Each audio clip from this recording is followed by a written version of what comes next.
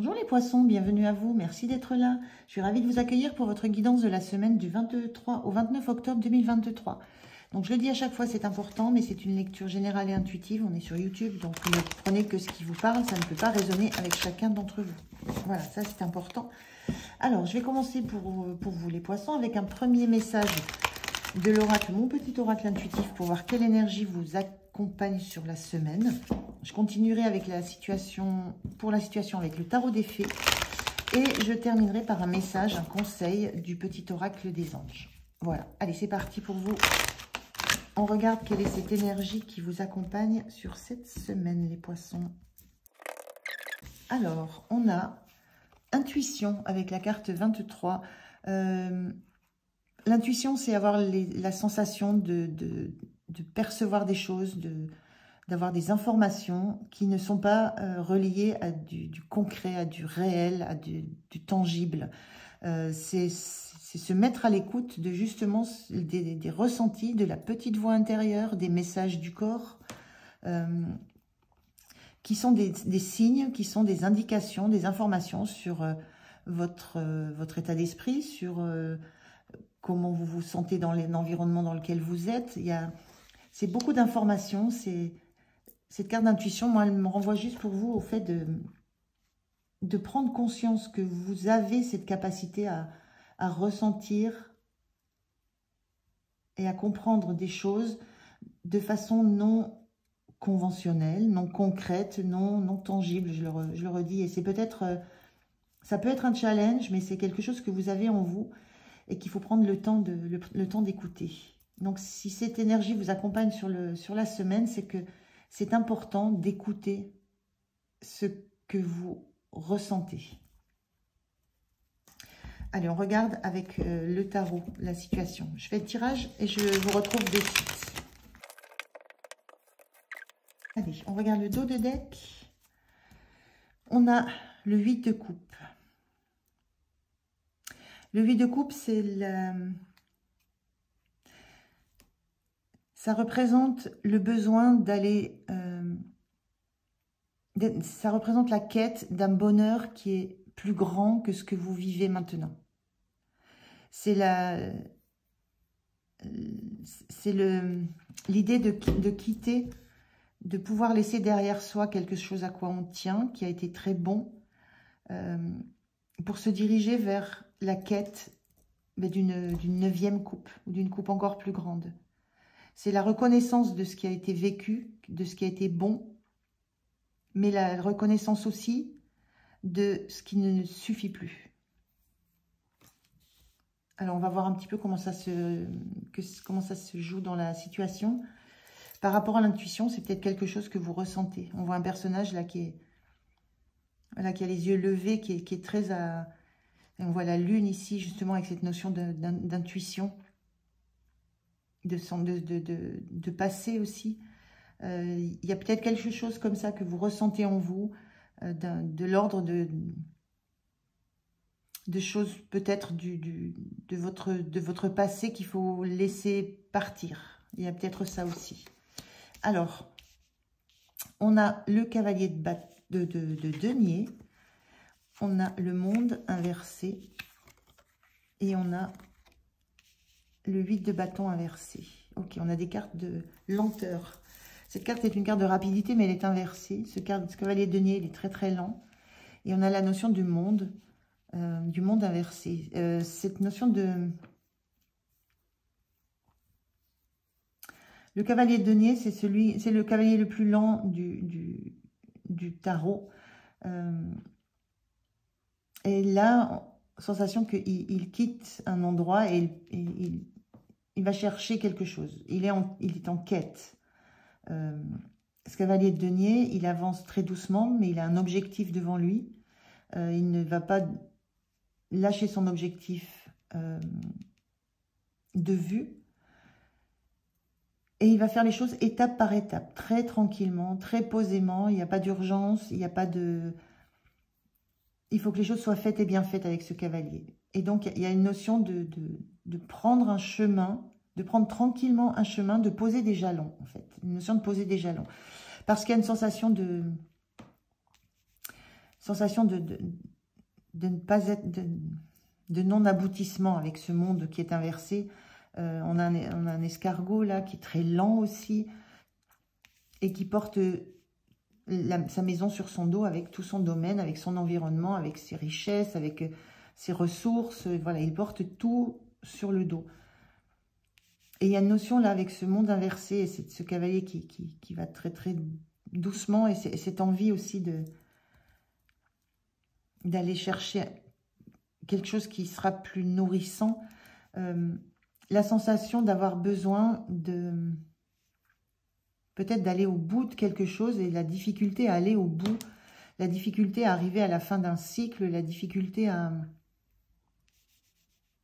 à pouvoir se délester de quelque chose. C'est lourd tout ce qui trimballe cet escargot, tout ce qui est la notion que ce qui est porté, ce qui est sur le dos, c'est lourd. Il y a peut-être des choses qui pourraient être laissées en route. J'ai un petit peu cette sensation-là aussi. Il y a des choses qui pourraient être sur lesquelles vous pourriez faire ou déléguer ou laisser de côté carrément.